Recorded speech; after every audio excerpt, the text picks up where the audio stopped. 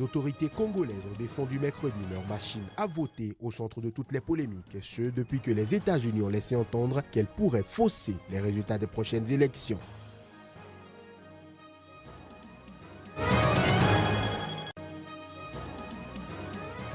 Au Mali, 2 soldats français ont été tués et un blessé mercredi dans l'explosion d'une mine artisanale. Une information rendue publique par l'Élysée dans un communiqué.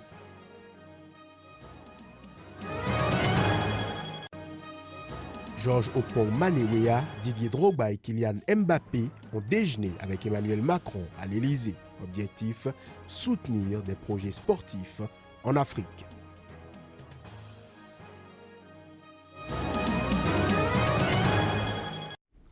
Bonsoir à toutes, bonsoir à tous. C'était là les titres de cette nouvelle session de l'information sur Sika. Face à la presse, les autorités congolaises ont défendu mercredi leur machine à voter au centre de toutes les polémiques, ce depuis que les États-Unis ont laissé entendre qu'elles pourraient fausser les résultats des élections prévues le 23 décembre prochain. Reportage. À vue d'œil, la machine de toutes les polémiques se présente sous la forme d'un simple écran tactile fabriqué en Corée du Sud. Prévu pour se tenir le 23 décembre 2018, les élections en République démocratique du Congo ne peuvent se tenir à cette date sans cette machine. C'est du moins ce qu'a déclaré devant les médias le rapporteur de la Commission électorale nationale indépendante, CENI. Nous avons recouru à la machine pour résoudre les problèmes de paie d'argent. Nous n'avons pas beaucoup de moyens, mais s'il faut ajouter à des enveloppes, si le peuple en veut, on ira, mais c'est un coût. Mais à défaut, nous sommes allés pour gagner aussi en temps. Vous voyez que le dépouillement de ces petits bulletins ne va pas durer autant de temps que les volumes de 53 pages. Il faut respecter la loi. La loi parle d'isoloir. Si vous en voulez, on mettra l'isoloir qui cache les types qui viennent voter. Au moins 60 000 machines doivent être déployées dans les bureaux de vote aux 4 coins du pays d'ici décembre 2018. Impliquée dans le processus électoral congolais depuis sa visite à Kinshasa fin octobre, l'ambassadrice américaine aux Nations Unies, Nikki Haley, a dénoncé l'insistance de la CENI à vouloir utiliser un système électronique de vote. Nikki qui était ici, elle a déclaré que les élections en 2018, c'était après que la CENI lui ait expliqué que sa machine à voter, ça n'aurait pas lieu. Bien avant la prise de position de l'ambassadrice américaine, l'opposition congolaise avait rejeté l'utilisation de la machine à voter. 3 élections présidentielles, législatives et provinciales doivent se tenir le 23 décembre dans ce pays, démesuré qui n'a jamais connu de transition pacifique du pouvoir depuis son accession à l'indépendance en 1960.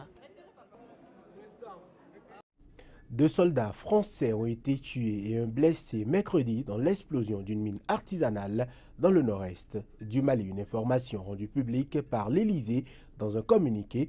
Plus de précisions à travers cet élément.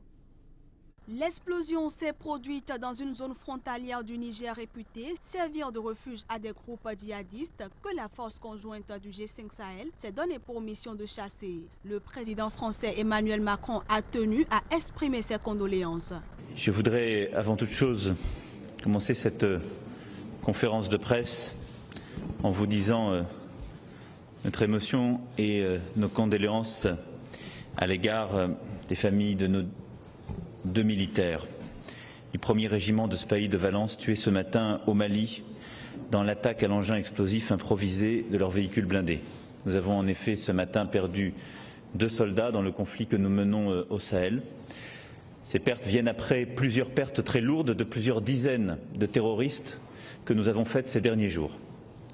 Et je veux ici témoigner à la fois aux familles et à leurs camarades le plein soutien de la nation, nos condoléances les plus vives. Ces 2 décès portent à 12 le nombre de militaires français tués depuis le lancement de Barkhane à l'été 2014. La ministre française des Armées a précisé dans un communiqué que l'incident s'est produit dans le cadre d'une vaste opération de contrôle de zone dans une région frontalière du Mali avec le Niger. Sur place, le responsable d'un groupe armé signataire de l'accord de paix de 2015 a précisé que l'attaque s'était produite sur l'as Ansongo-Menaka à hauteur d'Indelimane. Une information ensuite confirmée par les forces armées maliennes. Au Nigeria, l'armée aurait libéré un certain nombre des 111 collégiennes qui étaient encore portées disparues ce mercredi, et ce, après leur enlèvement par Boko Haram à Dapchi, dans l'état de Yobe, 2 jours plus tôt. Les détails. Plusieurs lycéennes enlevées cette semaine dans le nord-est du Nigeria par Boko Haram, après l'attaque ce lundi d'un internat du village de Dapchi, dans le Yobe, ont été secourues par l'armée, selon les autorités locales. Ce jeudi, les familles attendaient le retour des filles avec inquiétude, ignorant combien se trouvait encore entre les mains des djihadistes. Sans préciser le nombre de lycéennes retrouvées, ni les circonstances dans lesquelles elles avaient été libérées des terroristes qui les avaient enlevées, le porte-parole du gouverneur de l'État a assuré qu'elles sont actuellement sous la garde de l'armée nigériane. Une délégation du gouvernement fédéral conduite par le ministre de la Défense est également attendue ce jeudi à Dapchi. Il faut dire que cet enlèvement a ravivé la crainte de nouveaux Chibok, du nom de la ville de l'État voisin de Borno, où Boko Haram avait enlevé 276 élèves d'un internat en avril 2014, provoquant une vague d'indignation mondiale. À N'Djamena, capitale du Tchad, des nouvelles mesures d'austérité mises en place par le gouvernement début 2018 touchent de plein fouet le portefeuille des familles. Il est de plus en plus difficile de s'offrir 3 repas par jour. Reportage. Tous les matins, Diane se rend au marché de N'Djamena pour faire les courses. Mais depuis quelques mois, elle revient avec moins de provisions. La raison, la baisse de son salaire de sage-femme. En 2 ans, elle a perdu un tiers de ses revenus. On n'arrive pas à manger 3 fois par jour comme avant. On mange seulement 1 fois. Le matin, on prend le thé simple avec 4 beignets. Ce n'est pas comme avant où les enfants prenaient le lait, le chocolaté, le pain, il n'y en a pas. Donc, ce n'est pas facile de joindre les 2 bouts. À la baisse des salaires s'ajoute l'inflation. Sur le marché, les prix de certains produits ont doublé. Les choses deviennent de plus en plus chères au marché parce que les marchandises arrivées au niveau des douanes, les douanes taxent beaucoup. Les taxes augmentent chaque année. Donc c'est ça qui fait que les choses sont augmentées au marché. Depuis fin janvier, une grogne sociale traverse le pays. Une grève générale paralyse le secteur public, bloquant les hôpitaux et les écoles pour dénoncer la politique d'austérité du gouvernement. Pour le mari de Diane, la grève démontre le malaise du pays. Dans un pays où la justice est paralysée, la santé, le secteur de la santé est paralysé, le secteur de l'éducation est paralysé, mais je crois qu'il n'y a plus de vie dans ce pays-là. Le Tchad, dont 70% des recettes proviennent du pétrole, a vu son économie plonger depuis la chute du prix du baril en 2015. Le salaire des fonctionnaires absorbe 80% du budget de l'État. Pour continuer à les payer, le gouvernement a emprunté près de 2 milliards d'euros auprès des banques. La question du droit de la terre, voilà l'un des principaux défis qui attend le gouvernement de George Weah.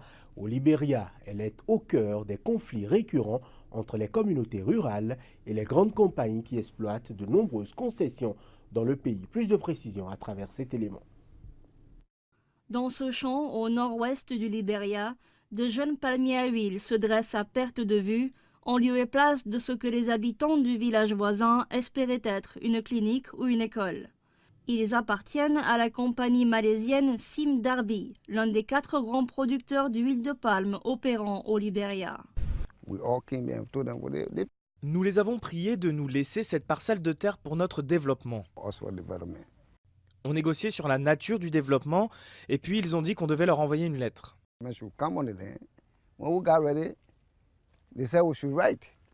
Entre-temps, Sim Darby avait déjà planté d'autres arbres sur la parcelle. Au Libéria, l'immense majorité des terres appartient par défaut à l'État, qui peut octroyer des concessions à des compagnies pour en exploiter les ressources. Pour ce petit pays pauvre d'Afrique de l'Ouest qui se relève lentement de 14 années de guerre civile, les taxes issues des exportations des palmiers, du fer et du caoutchouc représentent une manne importante. Mais les contrats, souvent opaques, sont parfois source de litiges avec les populations locales qui vivent sur ces terres et les exploitent depuis des générations et sont souvent mis devant le fait accompli. L'accord a été signé au plus haut niveau par nos députés et nos sénateurs. Un projet de loi censé réglementer ces pratiques est dans les tuyaux depuis 4 ans. Ces communautés occupent les terres depuis très longtemps et elles pensent déjà en être propriétaires. Or, d'un point de vue légal, la terre ne leur appartient pas, ils la squattent seulement. Donc cette loi cherche à donner à ces gens-là la terre qui leur revient de fait. Plusieurs fois bloquée et amendée, cette loi, si elle est adoptée, marquerait une première étape dans la résolution du conflit. Georges Weah, le nouveau président, s'y est engagé. On parle sport pour finir et je l'annonçais en titre. 3 grands attaquants sur le peron de l'Elysée, Georges Opong-Manewea, Didier Drogba et Kylian Mbappé, l'ex-crack devenu président du Libéria, l'ex-capitaine des éléphants de Côte d'Ivoire et la nouvelle star du PSG ont déjeuné avec Emmanuel Macron pour soutenir des projets sportifs en Afrique. Images et son. Le sport peut être vecteur fort et dynamique pour l'Afrique, a souligné le chef de l'État français à l'issue d'un déjeuner qui a également rassemblé les présidents de la Fédération française de foot, Noël Le Graët, et de la FIFA, Gianni Infantino. Il a ensuite annoncé le lancement d'une plateforme de transformation par le sport en Afrique qui sera dotée d'un budget initial de 15 millions d'euros, lesquels financeront des projets venus du terrain. J'ai des origines africaines et pour moi aider le sport africain à se développer, c'est quelque chose qui me tient à cœur. Et si je peux aider à travers ma notoriété et même autre chose à pouvoir aider le sport africain, je le ferai avec plaisir. La plateforme, dont les contours restent flous, sera pilotée par l'Agence française de développement et la Banque africaine de développement avec le soutien de la FIFA. Nous avons ciblé à ce stade 15 millions d'euros, mais elle mobilisera également les financements des organisations internationales dédiées. La FIFA met beaucoup d'argent sur de nombreuses initiatives en Afrique. La Fédération française de football elle-même le fait. La NBA a plusieurs projets. Et nous allons donc ainsi développer cette plateforme inclusive pour avoir des actions très concrètes. Arrivé mardi à Paris pour une visite de 4 jours, Georges Weah s'est présenté comme un enfant de la France où il a appris les valeurs d'humilité et de travail dur à Monaco, puis au PSG de 1988 à 1995. Le sport forge le caractère pour apprendre la discipline. C'est donc important. Mais sans infrastructure sportive, les jeunes ne seront pas assez motivés. Par exemple, comme je l'ai dit à Gianni Infantino, la FIFA a construit un premier stade au Libéria et nous avons eu un ballon d'or. Donc si nous construisions 5 stades, peut-être que nous gagnerons la Coupe du Monde.